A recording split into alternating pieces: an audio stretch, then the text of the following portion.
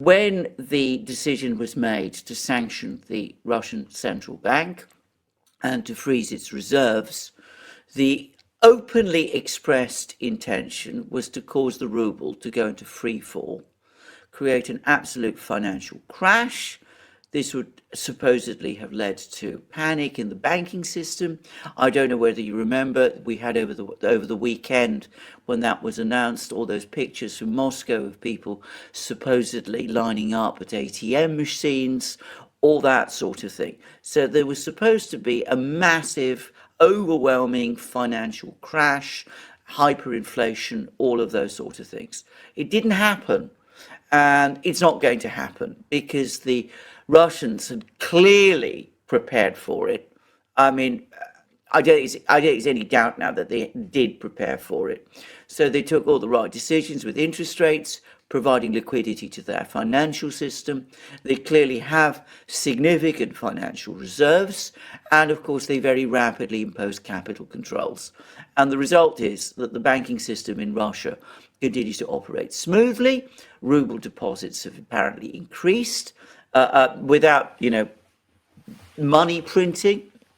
There's increasing moves towards getting the ruble in terms of its internal operations backed by gold and other metals, palladium, platinum, titanium, all of those sort of things.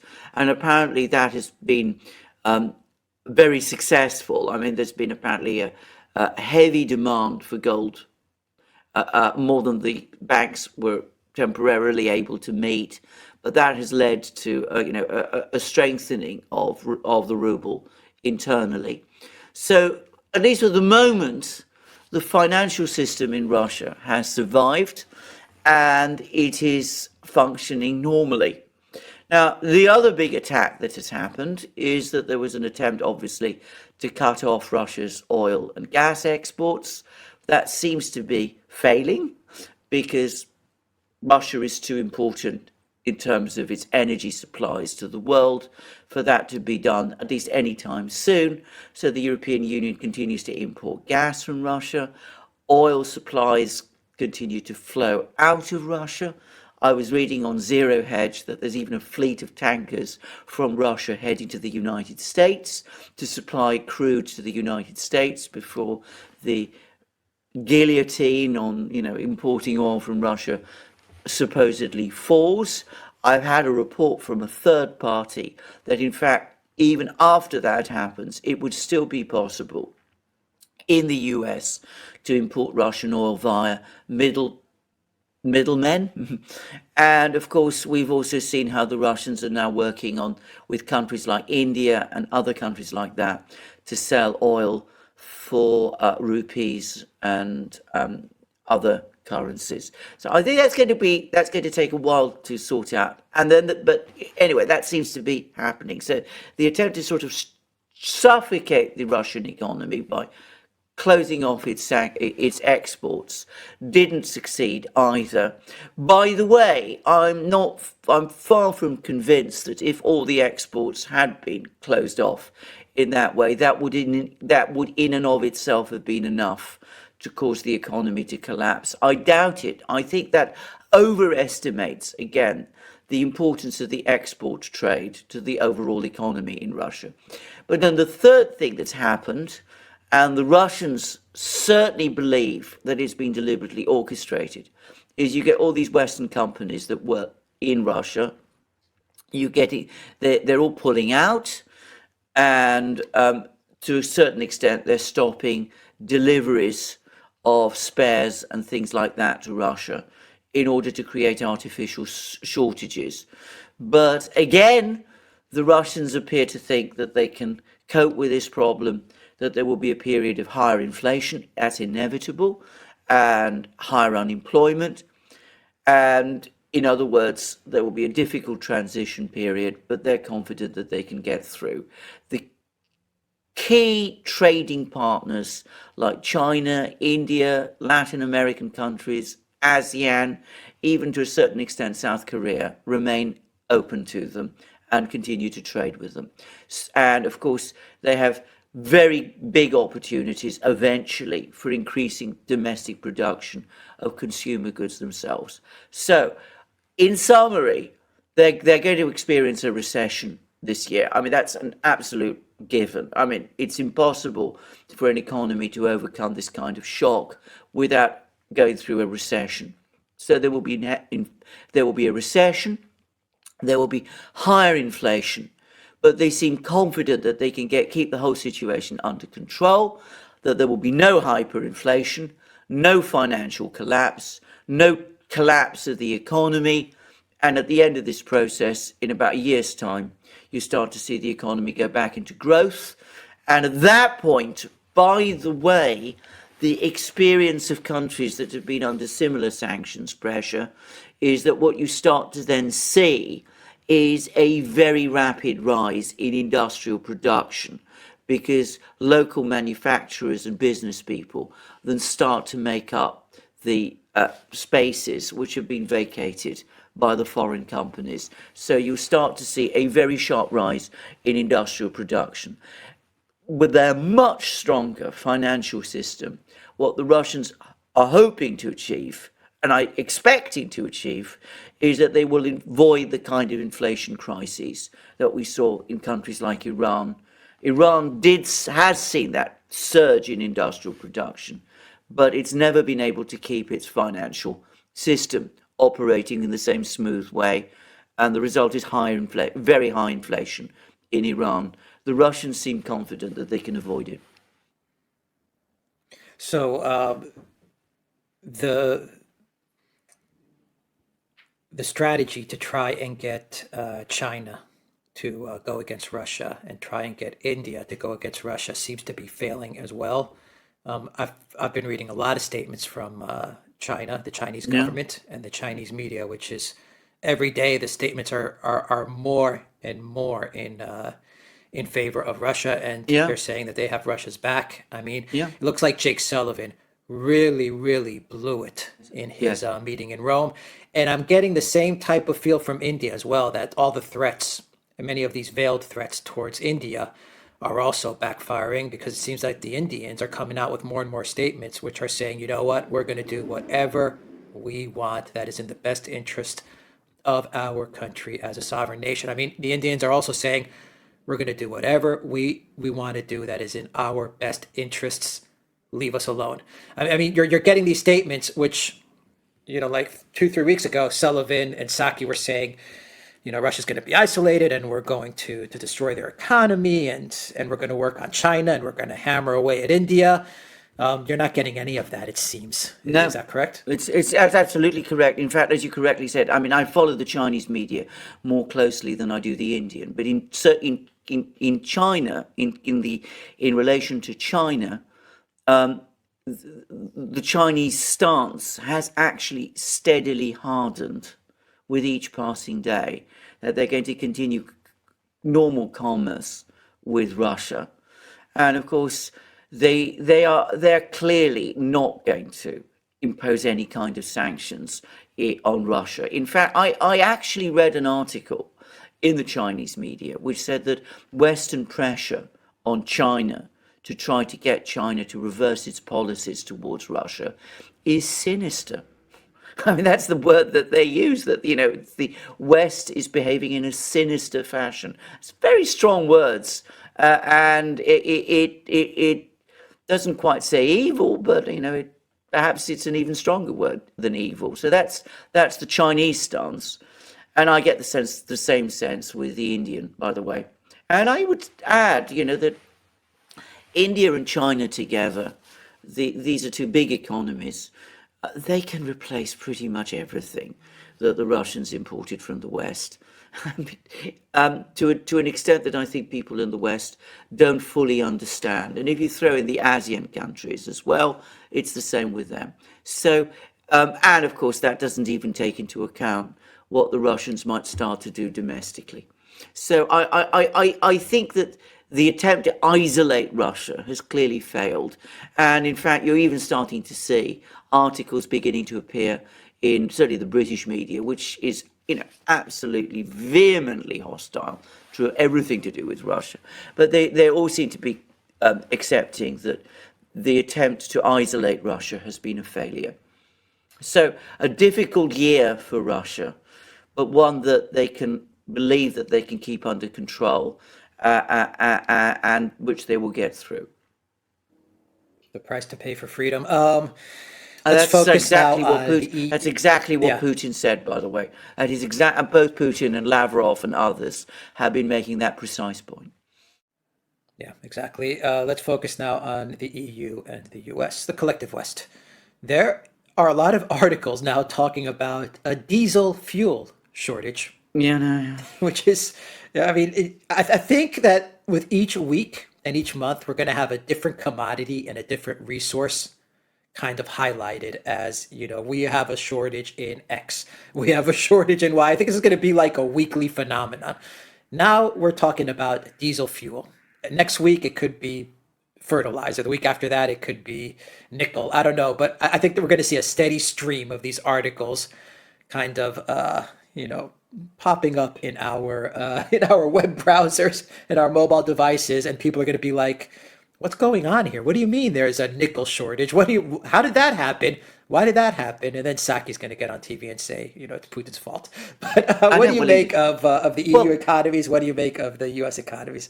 You're absolutely right. What we are seeing, and this is the thing to understand, is we're going to get inflation. I mean, when you hear about shortages like this, supply shortages which are becoming embedded across the system, that inevitably is going to lead to very much higher inflation. It's now at 8% officially, 7.9% in February in the US. That was February. We haven't yet had a March readout, and that's coming. And the problem is, there doesn't seem to be any real strategy about what to do with it.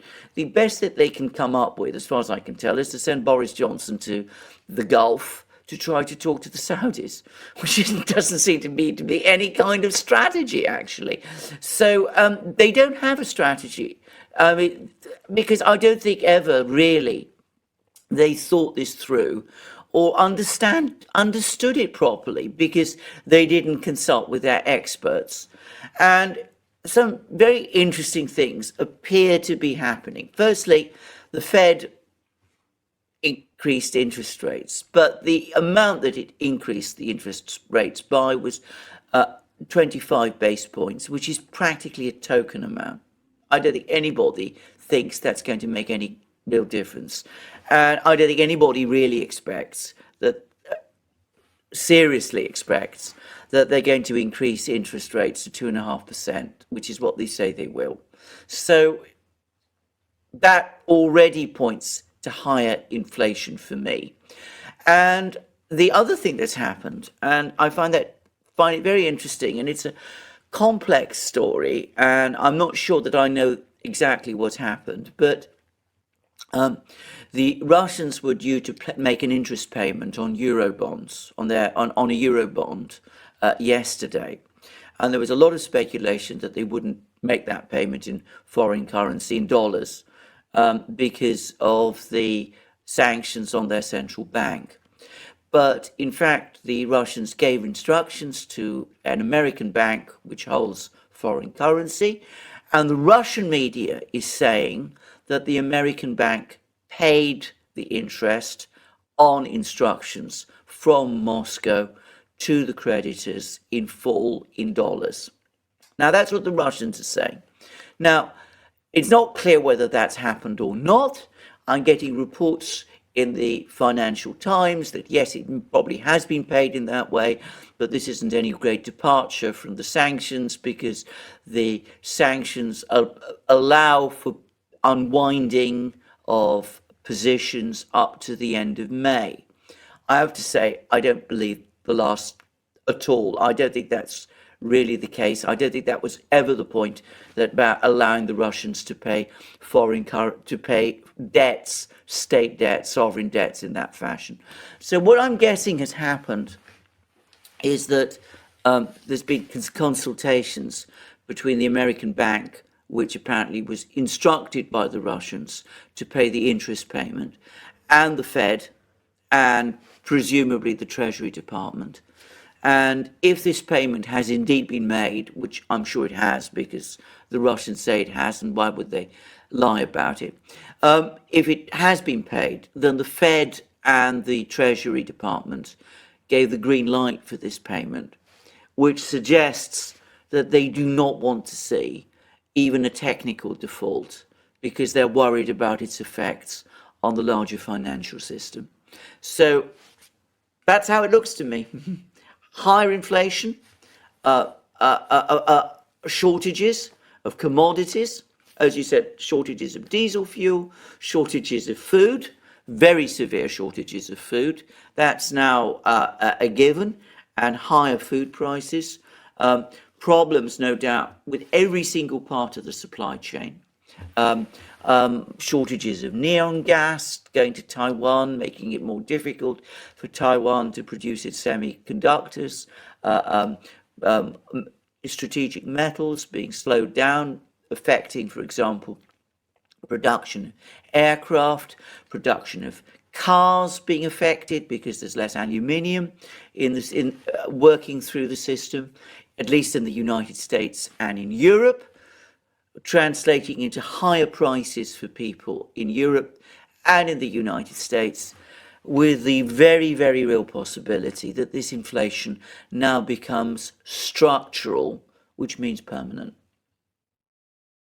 What about the European Union? There's a lot of focus on the U.S. and the U.S. economy, and I think a lot of what you said was focused on the U.S. economy. But what about the EU? I mean, we've said it in many programs, and you've said specifically that the EU is, and I think your quote was, the EU is going to turn into some sort of backwater. I think so. Economic standpoint. How is the EU faring, or how are they going to fare with everything that's going on? I mean, Germany is definitely trying to find a way out of this. You can tell that Olaf Scholz has kind of woken up and said, "Oh crap, what the hell have we done?" Exactly. Yes. But I mean, it's too late now. I think they climbed onto this runaway train. They did that at the Munich Security Conference. And when the train is hurtling at 200 kilometers an hour, you can't just get off. I mean, it's not easy to get off. It's very difficult.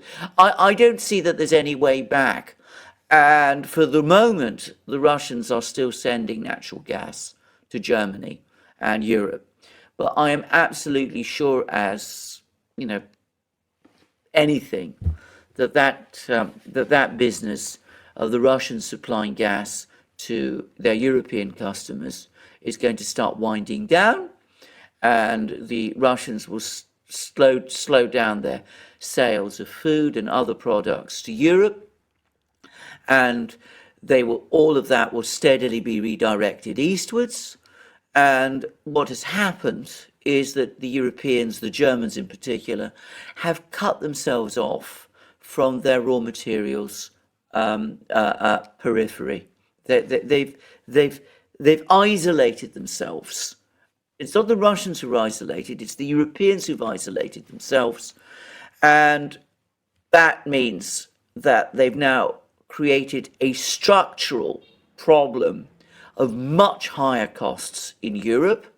Remember, also Europe has higher costs anyway because it's got its various policies, its green policies, its welfare policies, all of which come at a very high cost. So it's going to become an increasingly uncompetitive economy.